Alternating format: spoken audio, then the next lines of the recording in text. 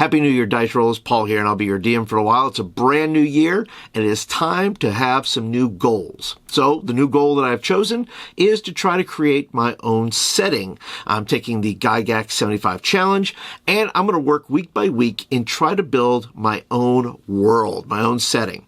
So I'm going to do that every week, hopefully every Sunday, and I'll give you a little update. But today I'm going to show you the week one strategy. I'll walk you through the process of what the challenge is asking of me to do, and I'll read through it with you. And then next week, I will work on it this week and then show you next week what I've come up with.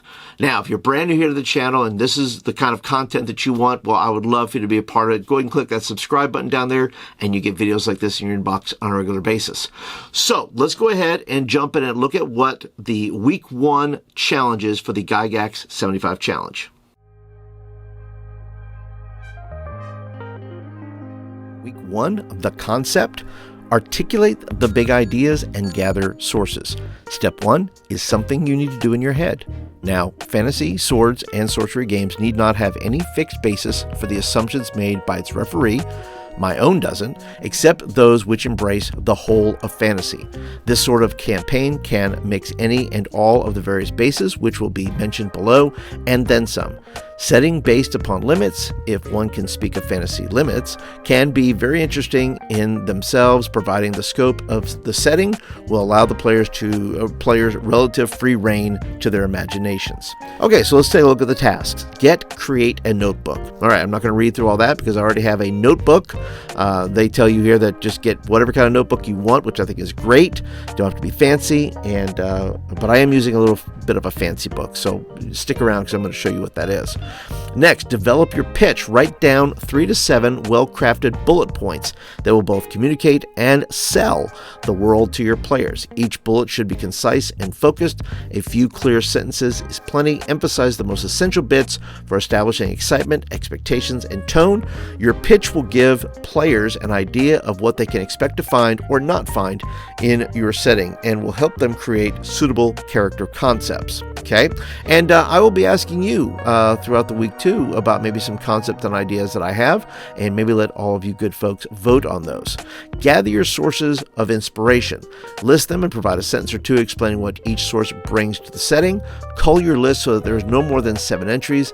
This can be tough, but I think it's important to focus the ideas so that you aren't getting dragged into too many directions at first. Make sure the sources are referenced by your pitch points in some way.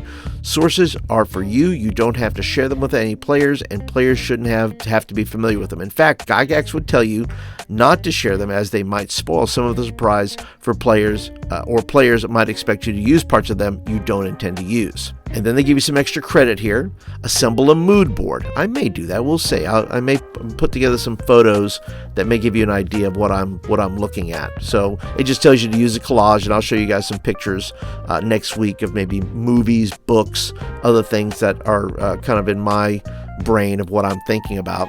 And then finally it says practice your pitch. Try explaining your idea out loud, first to yourself and then to some gamer friends, which are you folks, though maybe not the ones you intend to play with just yet.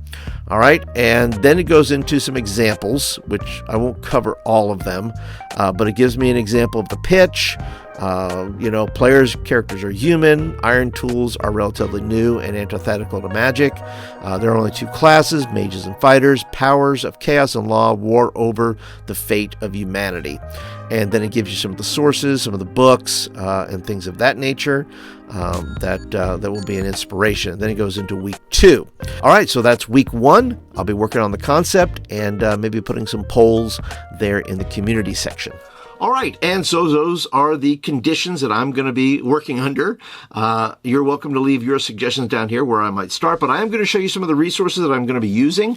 I'm going to be using Maze Rats that gives you some tables that you can be able to roll on, so I'll do some of that. I'm going to be using random tables, cities, and towns. Even though I may not randomly roll them, I will be looking through them to kind of get some ideas. I'm going to be looking at the world building workbook. The only world-building workbook you'll ever need. I don't think that's true, but I am going to take a look through it because it is going to walk me through some of those steps. I'm going to be using the Lazy DM's Companion. because they have some great tables in there, some great thoughts, and also the Lazy DMs workbook. The book that I'm going to be using to actually write in is this journal here that my daughter gave me. It is straight from Ireland, and so I am excited about filling this up with some great ideas. Now, if you have any suggestions to go with all the things that I'm using here, if you have other resources you think I might be able to use, well, go ahead and leave me a comment down below there. I would love to hear from you. All right, so that is it for today, guys. If you like the video, be sure to click that thumbs up button that tells me you like it and you want more of them. And I will catch you guys next week to update you on my world that I'm building. We'll see you in the next video.